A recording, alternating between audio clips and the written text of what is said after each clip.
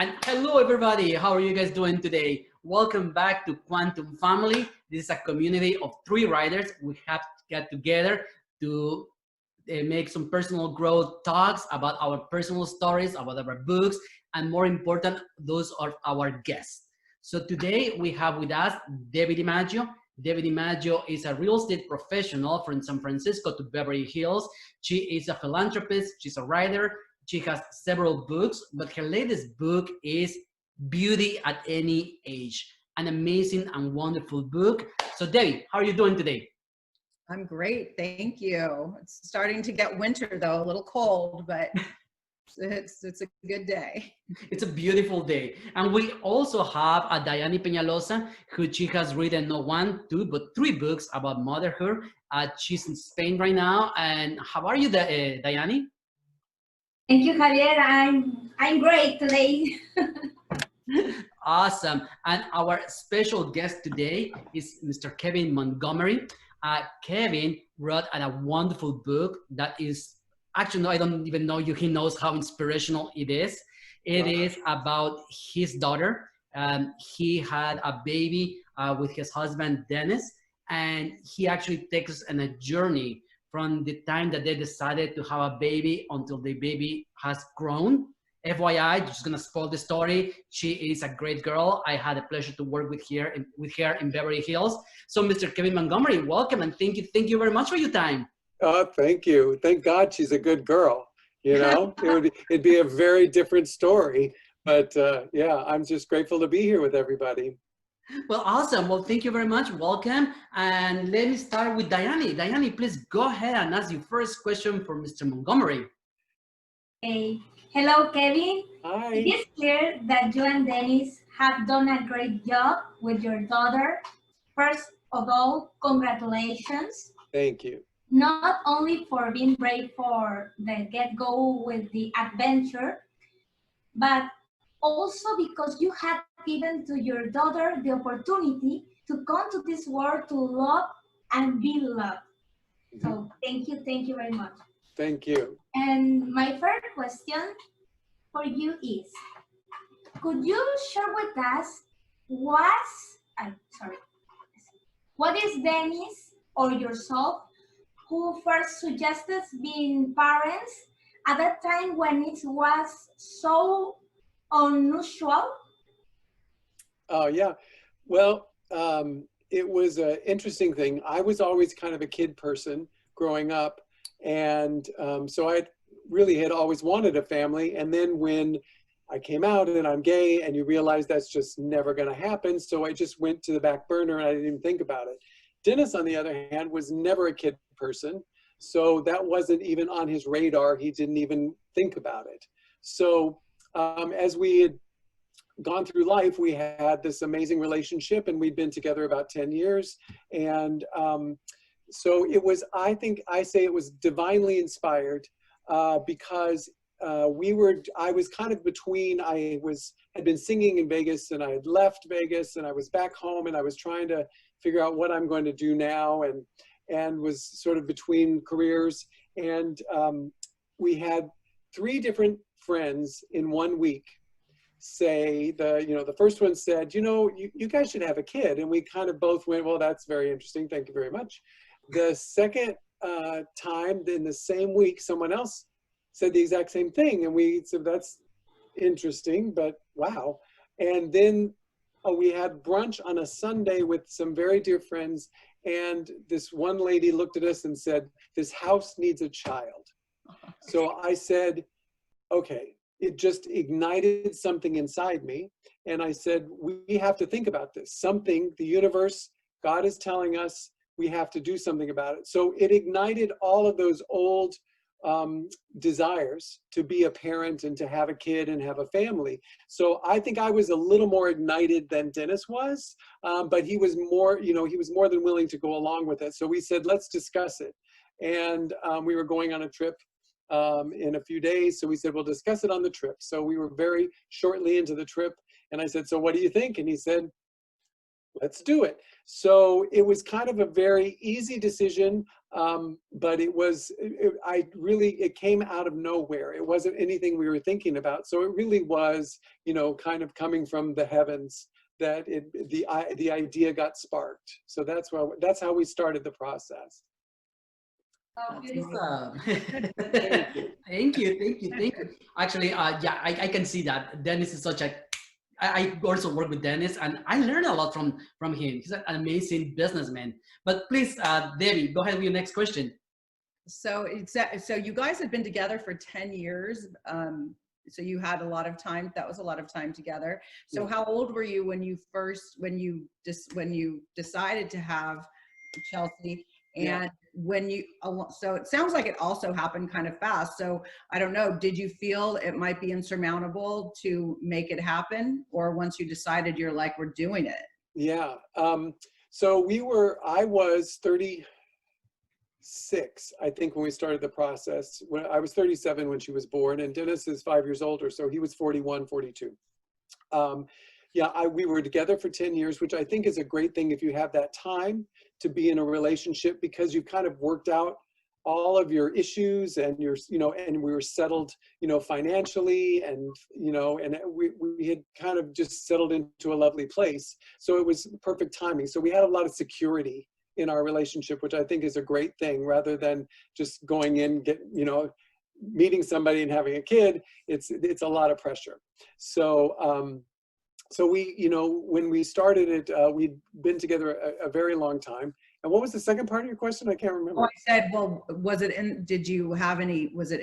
it feel insurmountable? Oh. Because it was it's a big deal. Yeah, so it was unknown. We had no idea what we were doing. We had no idea the process or anything, because there was no one at that time who was really having, first, there was no gay couples really having kids. I think there was one before us that was on Oprah that they had adopted a little girl.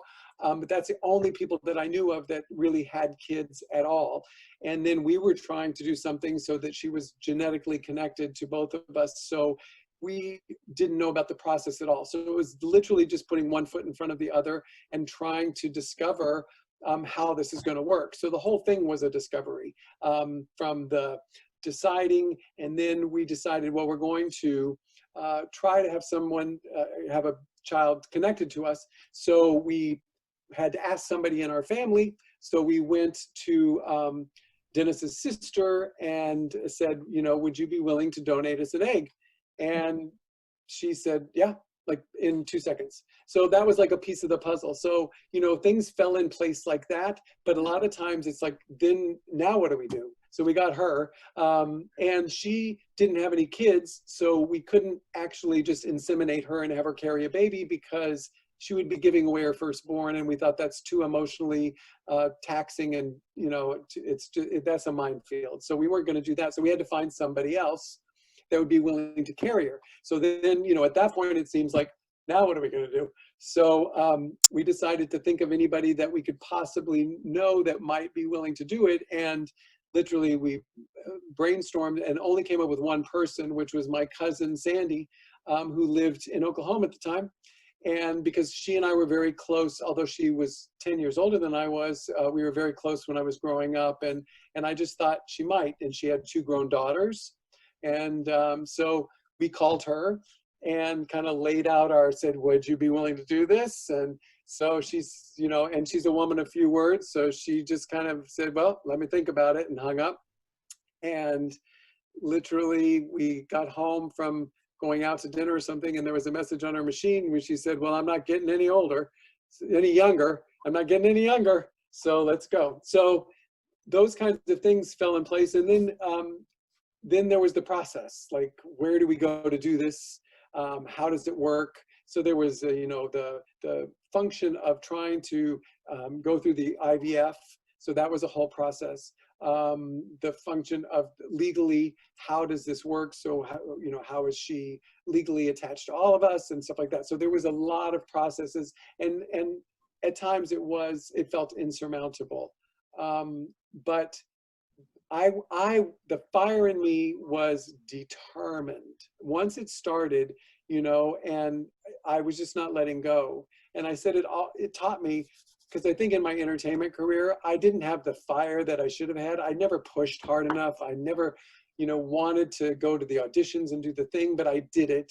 But it wasn't I just didn't have the fire. And once we were starting this process, I said, oh, that's what I needed for my career. This kind of determination. That's when this is a path that is destined that you are going to do, because there was nothing that was going to get in my way. So no matter if it was insurmountable, we were going to do this. Oh, that's awesome. I could see that. That's amazing. Yeah. It is very, very sweet. I think what you're talking about is that passion.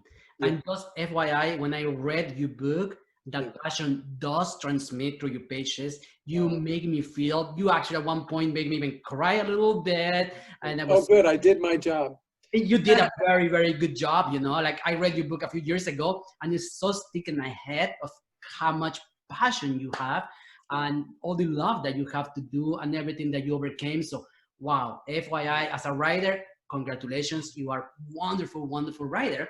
You're so kind. Can you come live with me and just tell me this every day? Of course, I'm gonna send you this so you can listen to it over and over again. Okay, good.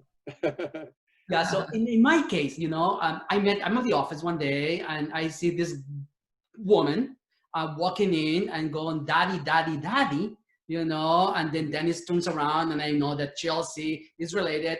And at that point I was like, isn't Chelsea too old for daddy? But then I understood that there's dad, which is you, yes, and daddy, which is Dennis, yes, and is the way that she communicates. And my heart melted when I heard that. Okay. Yeah. But B, my question for you is, when did you realize how lucky she was to have a dad and a daddy and all the love that she had in her life? Yeah. When did she realize, do you think? Yes.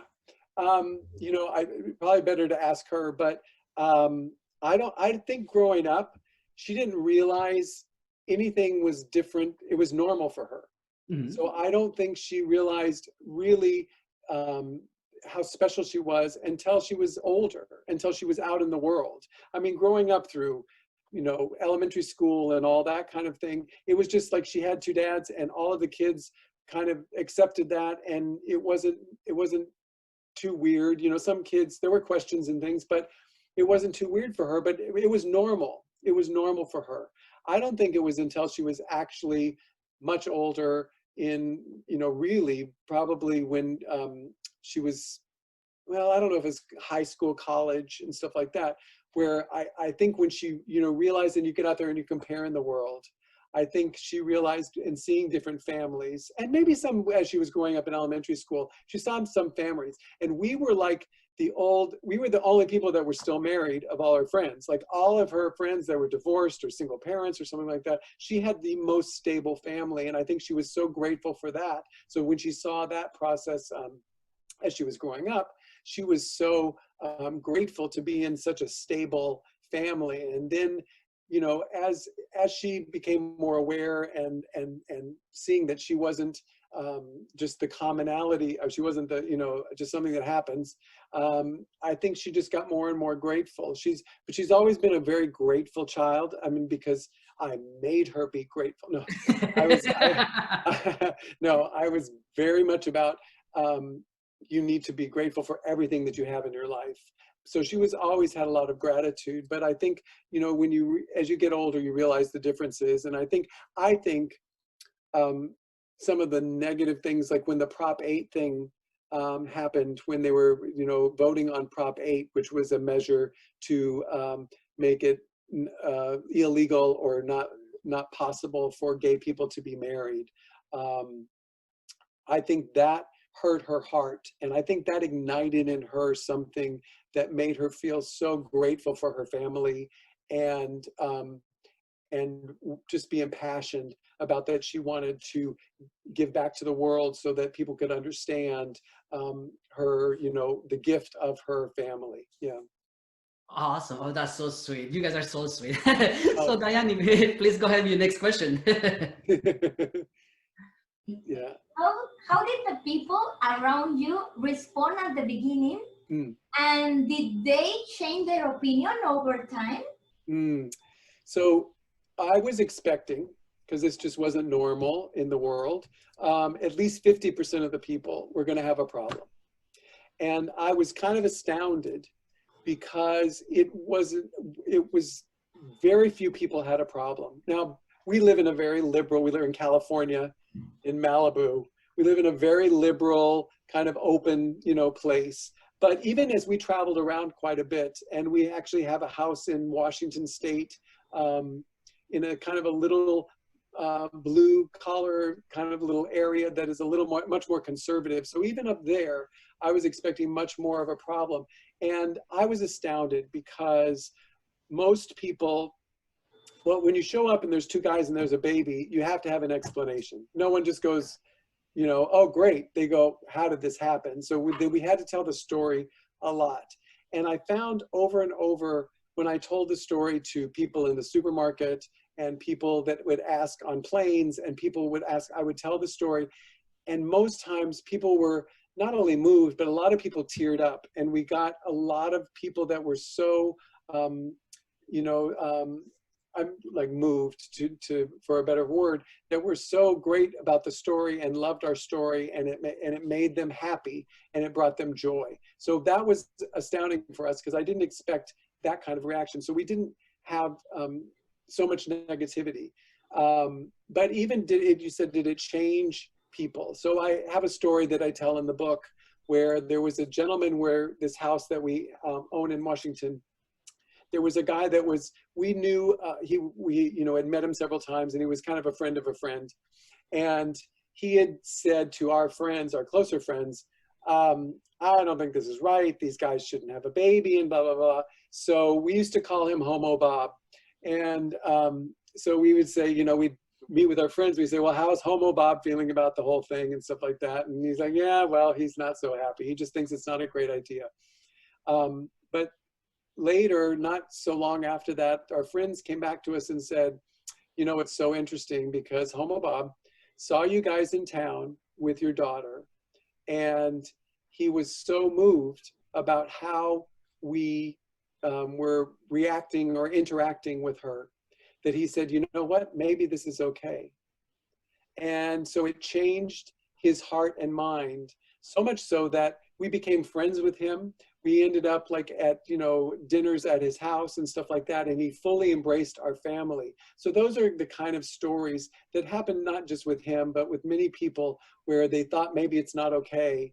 And then when they saw the love and how happy and thriving she was, that their hearts changed. And I think that's heartwarming for us because that's what our goal was, to change the world from the inside out, as by example, rather than carrying signs and protesting and, which has its place, trust me. But for us, it was we wanted to do it from the inside out so that by example, we would show up and people would go, oh, maybe this is okay.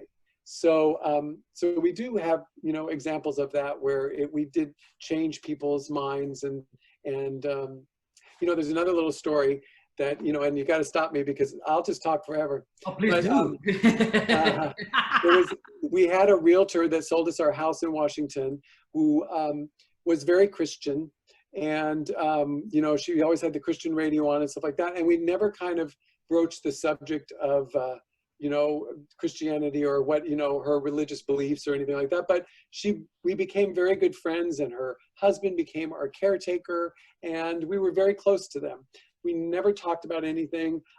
She would give us a Bible at Christmas time, even though Dennis is Jewish. But we just never discussed it. And we didn't even talk about being gay. We just showed up as these two guys, and we were very open. If someone wanted to ask a question, it's like, are you gay? We'd say, of course we're gay, but we never announced it. We just decided, we just show up and this is who we are, and didn't want to make it a label. This is it. So the first time that we realized that she kind of knew that we were gay, she said, there's this very artistic guy that moved out onto Edith Point that I think you might like. And so I think we realized that she kind of had an idea. But when we were pregnant and Chelsea was going to be born, we thought we better take her and her husband out and tell them, because it'll be a shock if we just show up with a child. So we wanted to let her know that we were doing this. And we took her out to lunch and told her. And she said, her first reaction without saying, without blinking an eye, she said, that is going to be the most lucky child on the planet. And she called me 2 days later and she said, I just I can't not think about how blessed this child's going to be. So that was another thing where somebody that could have had, a major problem with, trying to reconcile her religious beliefs, because she was very fundamentalist Christian, just kind of warmed her heart, the whole thing, the whole story. So there were instances of just really kind of changing people's, hearts. Yeah. Well, honestly, I am gonna say this: you did that to me, to myself. Honestly, and long story short, I've been living in West Hollywood. I've been out for many years, living in West Hollywood, doing the whole gay pride thing, and then I met, like I said, I met Chelsea, but didn't have no idea. So I got to meet the product first, and then I learned the story. Yeah. And then I realized that, as you mentioned earlier, as a gay man, I just had put that aside. It's like, oh, I'm gay, never gonna have kids, never mind. And then meeting Chelsea for me totally open. I mean, was like a click, like, oh, we can do it, and we can do it well too, So on that note, do you have any advice for any gay people like myself, maybe, that that never even thought about it, and your experience, your feelings about it? Yeah. Oh, well, I think, listen, it was the greatest thing we ever did in our life. Both of us will tell you, it's the greatest joy that we've ever had, and it's given us our life so much, such a deep meaning and such richness. It's beyond the most wonderful thing. So I would encourage anybody that would want to have a child, gay, straight, anything. I would say that's the best thing that you could ever do, with a caveat that it is also the hardest thing we've ever done. So it is not an easy road. And, it's like we're having a gay boom, and like there's so many gay couples, which is a wonderful thing.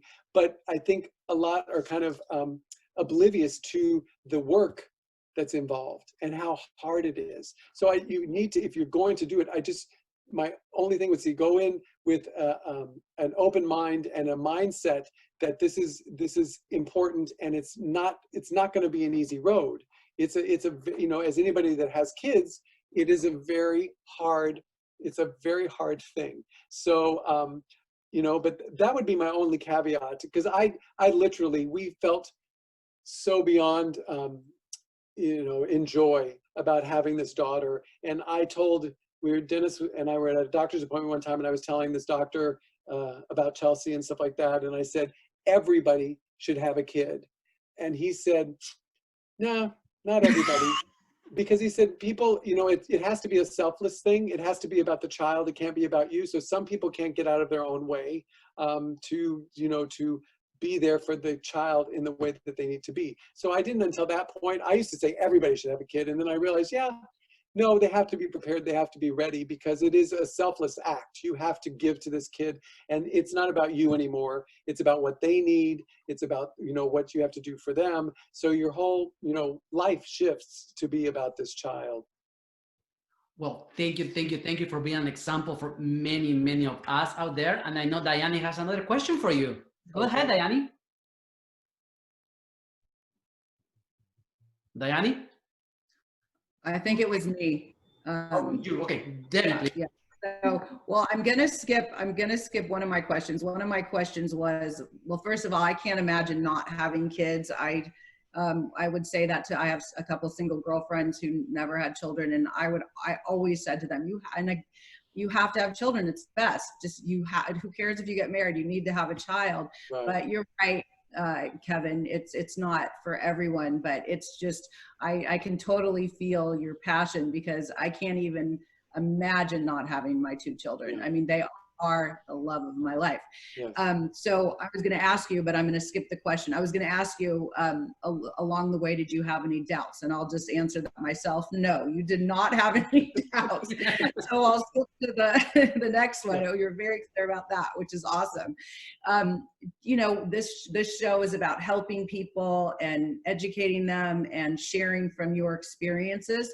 What did you learn from your experience, and you wish that's something you wish you knew now that you didn't know then? And would there be something you would have done differently just to make it easier, and how you can make it easier for someone else who's going through what you did go through? Yeah, it's a journey. I mean, having a kid is a journey. And ask me again?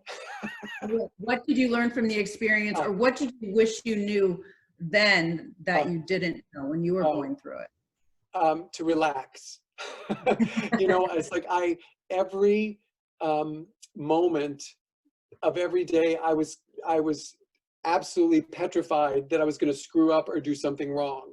You know, whether it was like choices about, should she have a pacifier? Should she sleep in our bed? Should she, you know, what should we do this? Should we send her to preschool? Should we not send her to preschool? Should we send her to a private school? Should we send her, you know, it was like everything. I angsted over every single decision and thinking, oh my God, she likes her pacifier too much. She's going to be Jeffrey Dahmer. It's like, it just, everything, you know, just seemed overwhelming. And what I finally realized and came to the conclusion is, if I'm that concerned, it's okay. It doesn't matter whether she has the pacifier. It doesn't matter if she, you know, sleeps in her bed. It doesn't matter about this kind of school or that kind of school. If you're caring that much, you're doing a good job.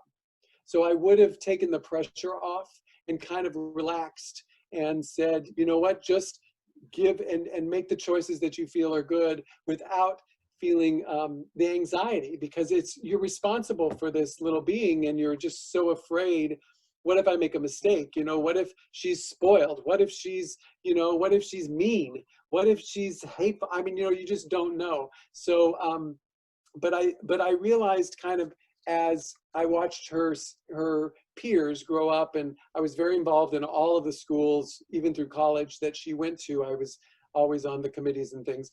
And I watched the kids that were struggling, that had real issues. And that was, I could look back, and they were the kids where the families were having issues. So, you know, I think it doesn't matter the internal problems, you know, your internal questions.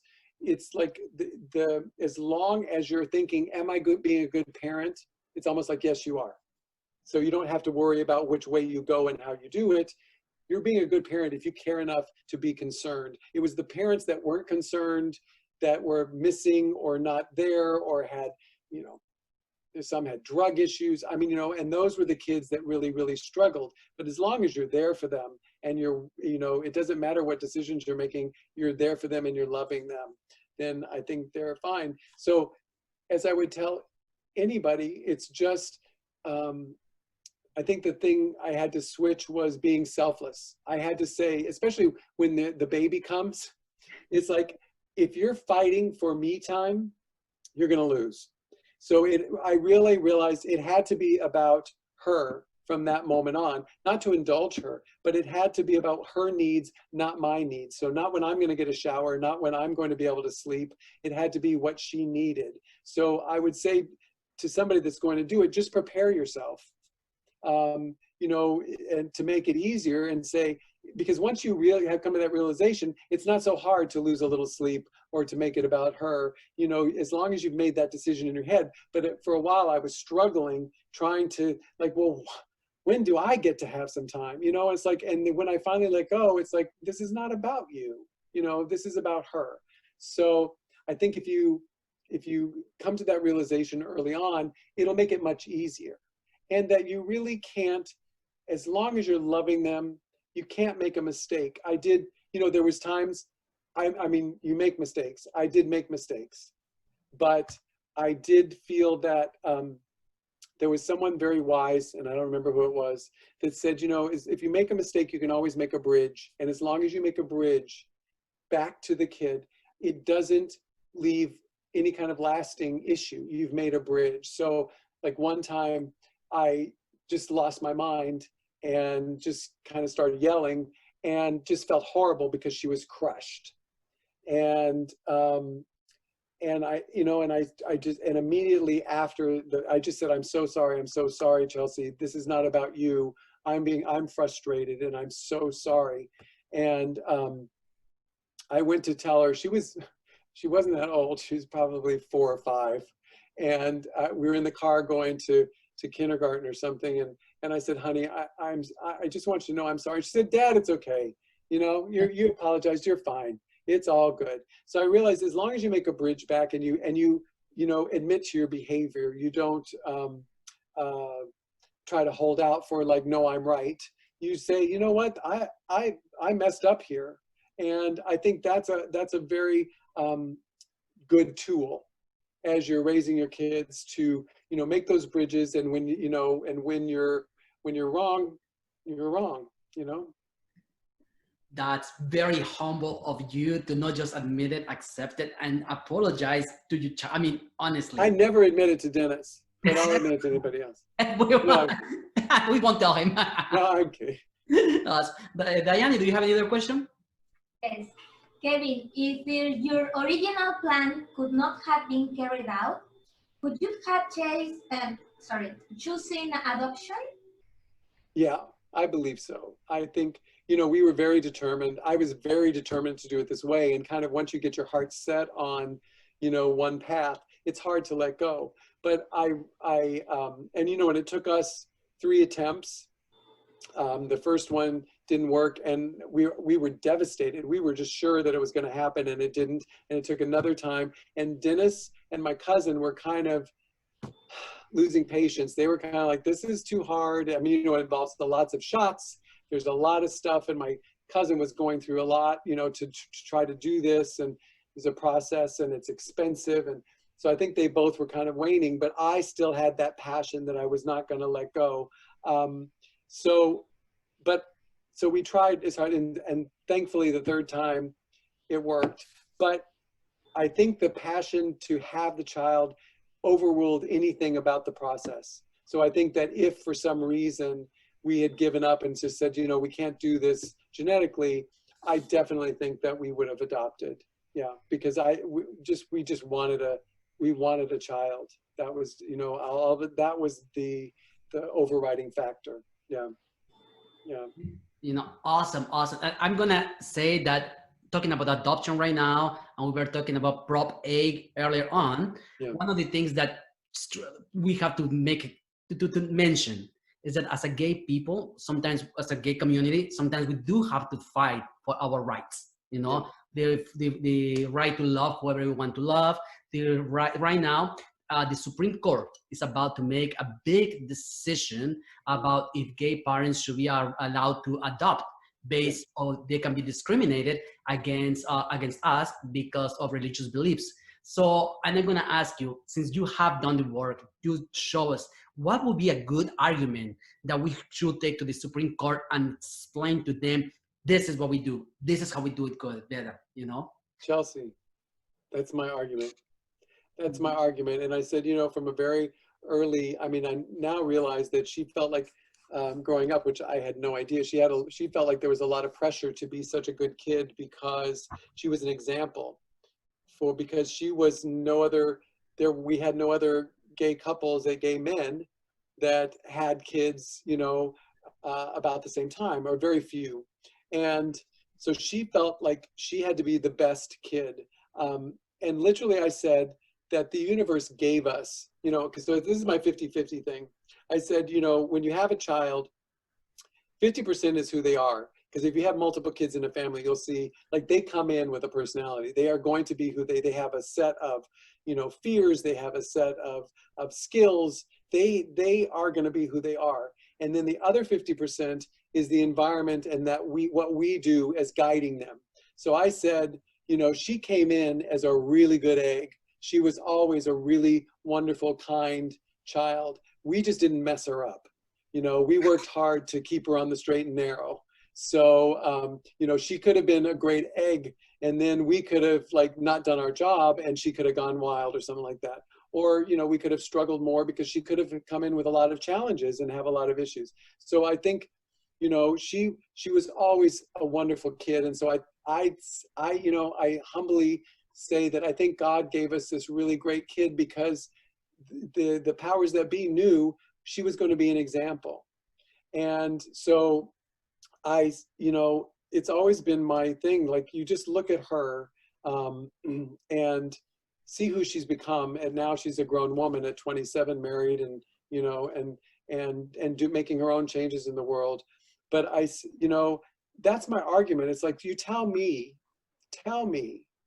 how she is not absolutely benefiting from, you know, a gay couple. How does she, you know, how is she lacking because she had two dads? There's not one thing. In fact, she's thriving. And I've had so many people comment that not only, you know, were we like two dads and a little girl, but we were an example of one of the best families, straight or gay, that they had ever met. So, you know, I just think that that's my proof. My proof is now we have a 27-year-old child, which I think there's, you know, other examples of some really wonderful, you know, kids of gay parents, and that are doing miraculous things. Even the guy, Zach, from, Iowa or something, remember, that spoke about his two moms in the legislature, that was so, oh my gosh, just, you know, just brilliant and charismatic and stuff like that. So these kids, you tell me how that it's not that they don't thrive just as well in any other relationship. And there wouldn't be a Chelsea. Chelsea's giving to the world. She's giving, you know, she's participating, and she's making the world a better place. So the world would be less, you know, would be lacking something if she wasn't in it. So how could that possibly be bad for, you know, for the world not to have the benefit of gay people raising kids that can give back, that can participate, and that can make the world a better place? That's what I think. Oh, and you just stir me up right here. You got it. See, that's why it's like we need Kevin right now to lift our spirits. Yeah.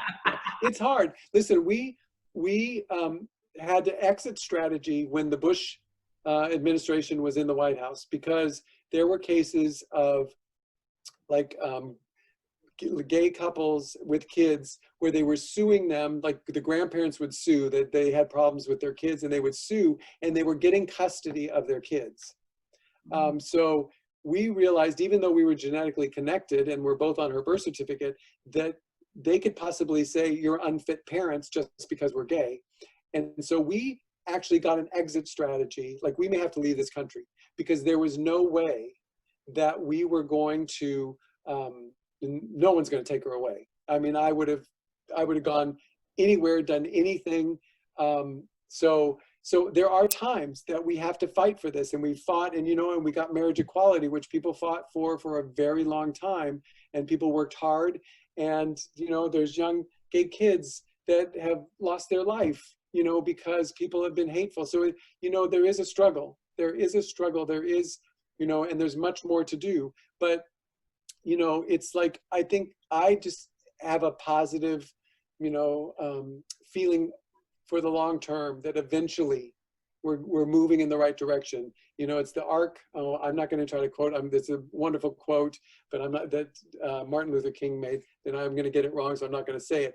But eventually, the point is, you know, it may be a long way till there's justice and triumph, but it's moving in that direction. It's, you know, it bends that way. So we're going that direction. So even though we have these challenges in the courts and things like that, which is horrifying because we were in such a place. I mean, thank goodness in the last week or so, there may be a new administration. So we may have, you know, a little bit more of an opportunity. So, but there's still work to be done. You know, we have to work hard, but it's just not giving up. We just can't give up. You know, we cannot thank you enough for your time, for this opportunity to get to know you. Your book is available in Amazon, correct? Yes. Perfect. Barnes and Noble, Amazon, Barnes and Noble, or I have a website, thefamilynextdoor.net, where it has links to those bookstores, or you can buy it with PayPal, whatever you'd like to do. And Oh, and you can also check out my daughter's website, because she has a podcast which just was launched today. So she has a podcast, she has a blog, she's written a book that's going to come out in the spring. So chelseaaustin.com. You can check out her stuff too, and she's much more interesting than I am. So, so check out her stuff. But thank you for talking to me. Listen, I could talk about my daughter till the cows come home. So I appreciate the opportunity. You're so very kind. It was so nice to meet you both from Spain, from California, from Los Angeles, probably just a little ways away, like Exactly. over there. You know, So Debbie nice and to meet you. Diane, so nice to meet you.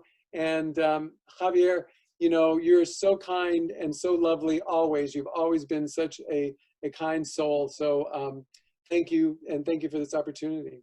Thank you. Thank you. See you guys. Okay. Bye. Take Thank you. care.